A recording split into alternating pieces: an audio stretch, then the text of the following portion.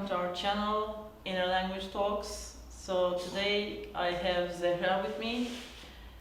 She's from Serbia, and we want to talk about the common and different cultures of the two countries. Yes. So I think the most common thing will be the common words. Yeah, first We of all, have. word. The best word I liked was like we use Heidi for like let's go, and you guys were using Heide, Heide, you know, Heide, like, Heide. So I was like, I understand what they Fast, talk fast. about. Yeah, I mean, yeah, let's go, let's go. Yeah. Like so, I think it's like the same. Yeah, meaning it and has the same words. meaning. Yeah, I think we have different words, and this common words sometimes they have different meaning, but most of them have the same meaning in your language. But you feel very happy when you can understand something in Yeah. other country. Can you give us some examples about like common words?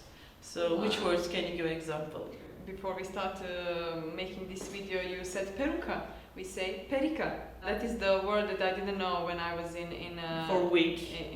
Yeah, yeah, for wig. Right now, what is çeşme? All people use duvar, like wall, çeşme, Wall. fontaine or Yeah. springs. Kral. Yeah, for king cry, for the queen, For kra- queen, kraljica. Yeah, kraliçe for us. Yeah, there are so many words that we have in common. I think more than 10,000 words they say. I mean, I had no idea. I mean, I knew that we have a lot of common words, but Yeah. not that much. I mean, the ones I heard when I was in Serbia were like çorba for soup, Yeah, kaşık for spoon, yeah. uh, Çorba, yastık kaşık, for pillow. Yeah, yastuk. Yes, yeah. I mean, Yeah. the pronunciation is a little bit different, Yeah, but yeah. like we We have can that. understand each other. At Yeah. least you can order food in restaurant. You mentioned me before, like you use bre.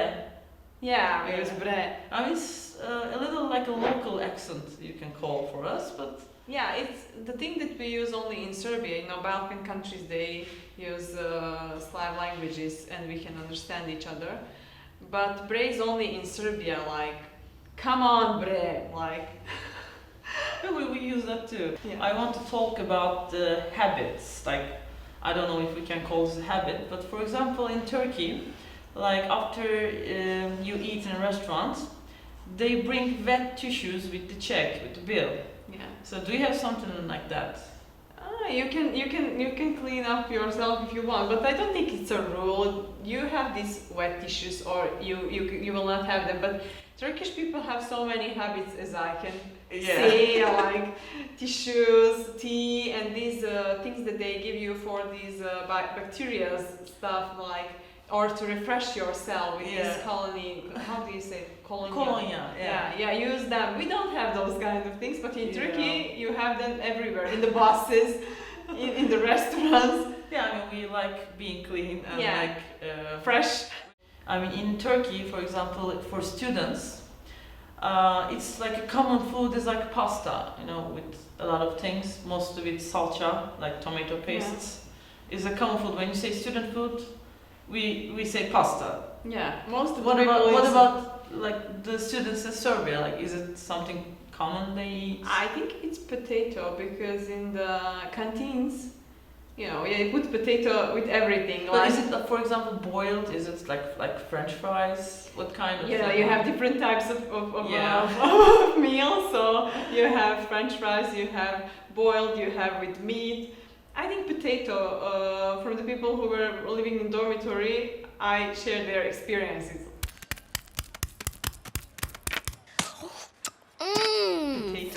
Potato. And it's cheap, so like in here, pasta, in there it's potato. Yeah, whatever is cheap is Yeah, good. agricultural stuff in Serbia very rich compared to industry, so we have potato, no problem.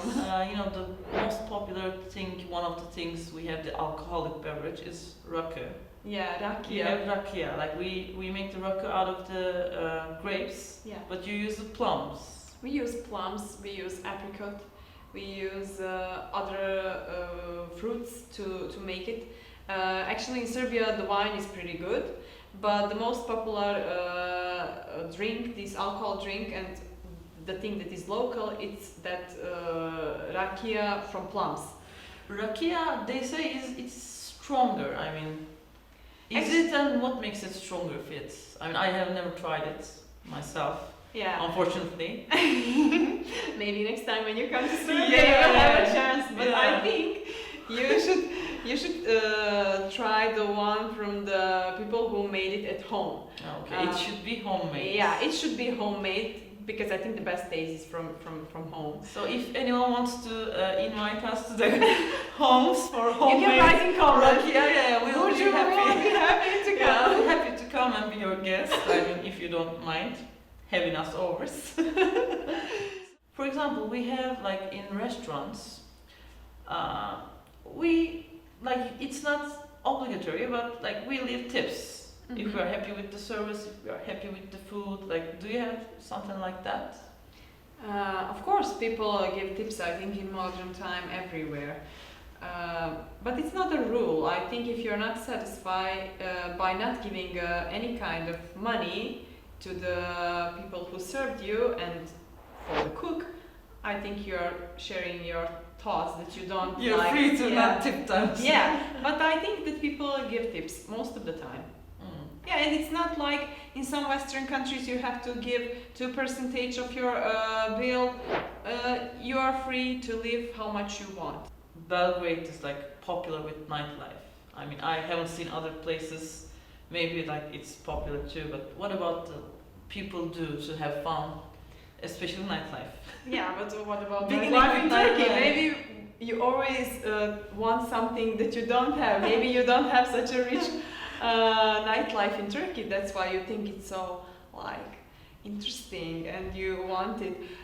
In Belgrade, nightlife is one of its most important, how can I say, signature. So many people from Europe come because they heard about Belgrade nightlife and they know that they can have fun and drink a lot for a low price. And it's good, I think, for young people to try something like that and to see how can they have fun and then decide would they continue with it or not. But nightlife in Belgrade is rich, and in other cities you have it too, but it depends from the working hours. The only thing is that they have to put the sound off at 1 a.m. If you have good isolation system in your local, in the cafe, in the club, you can work out night long because you will not disturb anybody in your environment. What about people do other things for fun? For example, traveling. Like, do they travel a lot? Do they like go out? Like, do they travel domestic or do they like go abroad a lot? I think that all of us don't know our countries enough. I know about the Turkish people in here. I'm living in Turkey for 3 years. So I think that you need to know your country more. Even I don't know all the places in Serbia. But comparing to Turkish people, I think that Serbian people are traveling more than the Turkish people because we are more mobile. I don't know, maybe because of the English, Turkish people maybe struggle with the other languages. We don't. At least some, I don't know, maybe because we are close, we are in Europe, we are closer to those countries that are always more interesting to young people to visit. For Turkish people, I mean, okay, maybe some people might have a problem with the visa. So like, even for Turks, there are a lot of places like they can go. For example, for neighbors, like there's Georgia, there's Ukraine.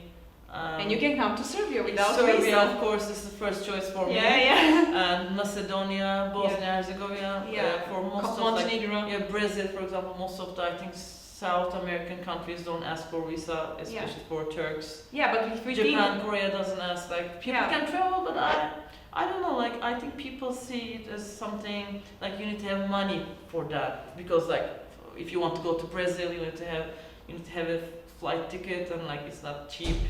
With our current exchange rates are really like plummeting. Yeah, we all know about the politics. Yeah. So I mean for travel, but I don't know. I mean Turkish people travel domestically. I think. Yes. And we like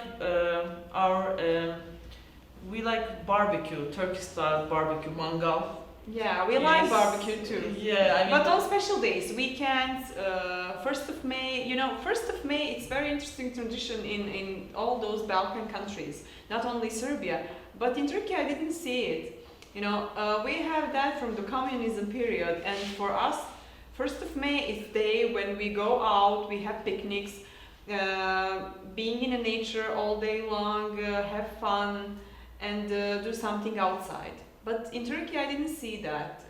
Do you have any other days? You have probably some other days. Like 1st of May is like it was celebrated like not officially. Mm-hmm. I can say it was not the official vacation, but it was like celebrate the the springtime. Like people in like small places, I think towns, people go out. For example, for my grandmother, my mom was telling me like they would collect the flowers, from the fields, and they would like make a bath with that, with the flowers, and like celebrate the spring or something like that. And also it's like now like for a few years, I can say I'm not sure which year exactly it started to become an official holiday, but now it's an official holiday where like workers and like workers people celebrate it.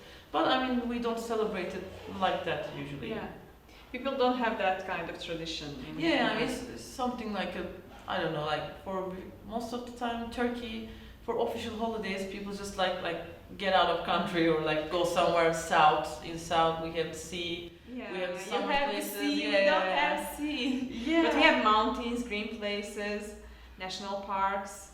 So yeah, feel free to ask us anything you're curious about. Also, thank you for watching. Bye bye.